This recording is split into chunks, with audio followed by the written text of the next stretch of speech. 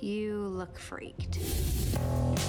From romances and sidekicks to rivals and secret enemies, there are actually quite a few relationships in the newest Netflix film, Nimona, so let's discuss them. I'm Keefe Nossi with Wicked Binge, and this is Nimona Relationships, Healthy to Toxic.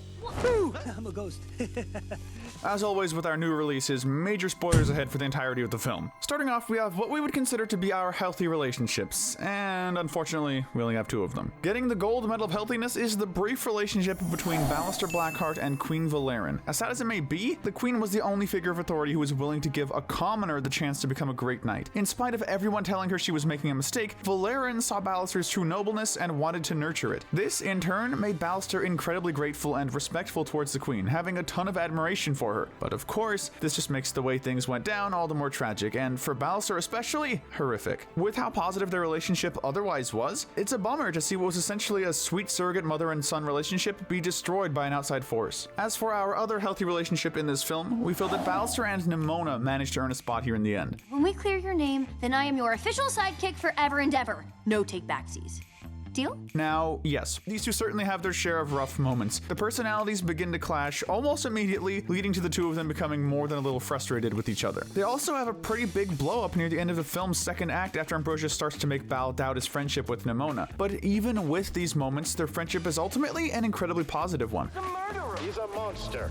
He's perfect. While she may mess with him a lot, Nimona cares about Ballister immediately and just wants to help him clear his name. Ballister, in turn, comes to care about Nimona, taking care of her arrow wound, comforting her when she's upset, and growing to understand who she is instead of simply only caring about what she is. Even after his big mistake, it's Ballister who stops Nimona from ending her own life, telling her that she isn't alone. If that's not true friendship, we don't know what is. We now move on to the more, as Ballister would put it, complicated relationships in the film. Welcome to the gray area. Starting things off, let's talk about Nimona, Ballister, and Diego the Squire. Yeah, this one's a bit on the wacky side of things, given that after the initial meeting between Ballister and Diego at the knighting ceremony, their next encounter involves kidnapping and Nimona's whole demon baby act freaking him out. But while this may not be the deepest alliance around, we do give Diego credit for at least trying to show Ballister what he'd recorded before the ceremony, and then, in spite of likely worrying about what could happen to him, fully showing him the recording later on, thus giving Ballister the evidence he needed.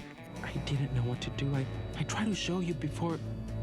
It's just a shame that this squire wasn't a bit faster and braver. But while that relationship was a bit more comedic, the eventually broken relationship between Nimona and Gloreth was certainly more dramatic, as well as tragic. As we see through a flashback, the two young girls start off as best friends, with Gloreth even being able to accept Nimona's shapeshifting abilities. Unfortunately, things take a turn when the rest of the village finds out. Although Gloreth does briefly try to defend her friend, between her mother's warnings and seeing Nimona accidentally set the village on fire, Gloreth ultimately breaks off their friendship and breaks Nimona's heart by telling her to leave. Go back to the shadows from whence you came. Given how young she was, we can't necessarily blame Gloreth for being scared and doing what she thought was needed for the sake of everyone else's perceived safety. What we can't quite excuse, however, is her continuing to be against so-called monsters during her adulthood, to the point of establishing a team of knights to fight against them. Again, this relationship isn't quite toxic, but it's definitely a tragedy. We finally arrived at what many may consider to be the film's other main relationship, besides the one between our two leads, that being the relationship between Ballister and Ambrosius Goldenloin. While they do start off as best friends and lovers, Ballister being framed for murder throws a pretty big wrench in their relationship, with Ambrosius struggling to believe that the man he loved was innocent. But even though these two end up becoming enemies and rivals with each other throughout most of the film, there are still moments that show how much they do still care about one another. As angry as he is with Ambrosius, Ballister never tries to seriously hurt him, instead simply wanting Ambrosius to trust him. And even when he's hunting him down, Ambrosius doesn't want to hurt Ballister either. When he's trying to warn Bal about Nimona's possible evil intentions, this is also just Ambrosius trying to look out for him despite the misinformed beliefs. I believe you.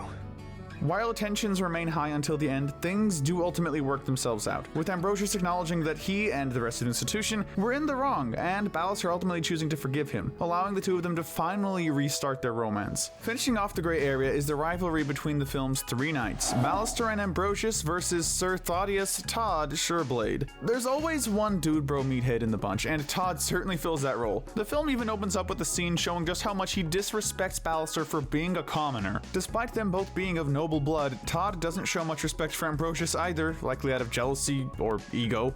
Todd rules! Once Ballister goes on the run, Todd acts as both an obstacle and an annoyance, arguing with Ambrosius on how to capture the two villains before then going after Ballister and Nimona himself. But for as much as these three may agitate and antagonize each other, they do ultimately end things on a more neutral ground, with Todd even deciding to bring flowers to Nimona's memorial before giving both his fellow knights a nod of respect. It's not much in the grand scheme of things, admittedly, but it's a sign that things should get better between the three of them.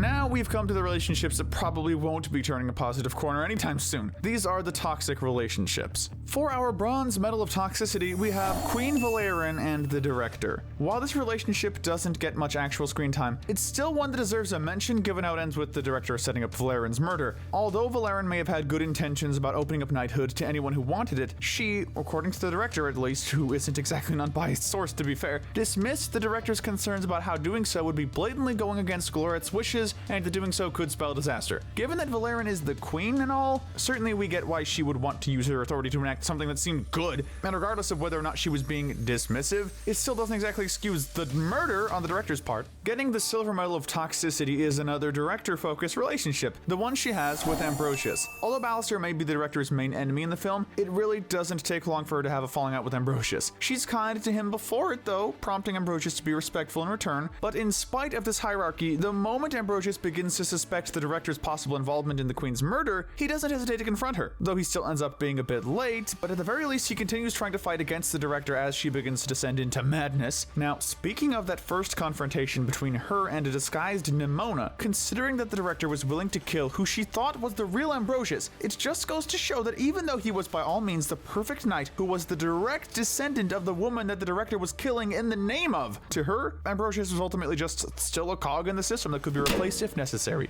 Ouch. But real quick, before we get to our last entry, if you're enjoying this video, do us a huge favor and hit that subscribe button and notification bell. We ask because we'd really appreciate the help getting to our next milestone, and we have lots more videos we'd love to share with you. Thanks so much. Finally, our gold medal of toxicity is, unsurprisingly, going to Ballister and the director. This is really a no-brainer for our bottom spot, given that Ballister didn't do anything to the director except try to be a knight while also being a commoner. For these most heinous sins, the director framed him, lied to his face, and continued trying to do all she could to prevent him from clearing his name. She ruins Ballister's faith in the institution, prompting Ballister to do all he can to not only gain back his innocence, but also weaken the director's grasp on the kingdom, wanting her to face true justice for all her lies and horrible actions.